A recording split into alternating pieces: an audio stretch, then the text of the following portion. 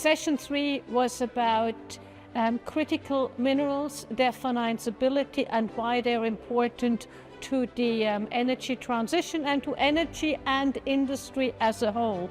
First, the IAF presented their report, and in the last 5 years there were twice as many policies regarding critical minerals in the world than there were in the 20 preceding years before. So that tells us that there's really a lot of momentum behind critical minerals.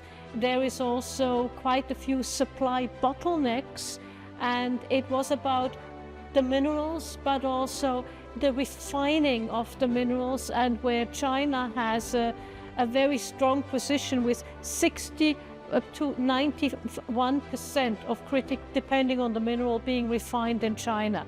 So that obviously gives us a different outlook on things. So I thought it was very important to first have the report, the excellent report of the IAF, but then also have the vice chairman of Wood Mackenzie for minerals tell us about, you know, the gap in the supply chain, the lack of talent, the lack of capital, and what it would take, and the fact that it's not that easy to take refining out of China and put it somewhere else, because there is A, overcapacity, B, you don't earn much money, so you can't tell an investor you will earn nothing 9 out of 10 years and 1 year you'll earn something.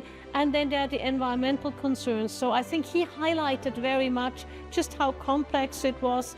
And the next very, very experienced investor in the energy sector, highlighted the importance also of energy, to actually cheap energy, affordable energy, to actually process and mine things midstream, what it took to get people to invest.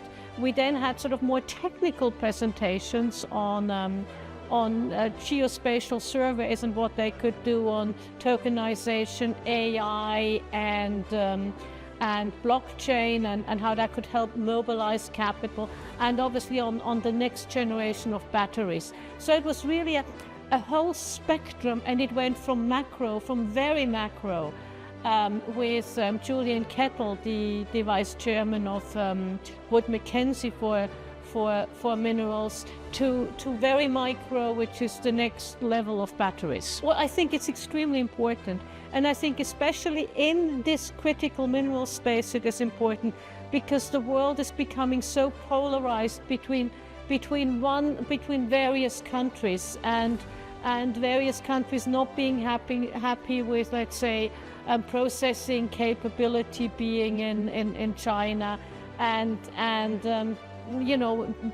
the need of industry, especially also defense industry, energy industry, for critical minerals. So it's important we have a neutral place where one can have a dialogue, where countries that would usually not talk to one another can talk to one another, and where that is supplemented by the input from industry. You know, the governments tell us what they need, but in the end, it is industry that will deliver. The governments won't do the mining, the governments won't do the transporting, they won't do the refining. It's industry in the end that will deliver.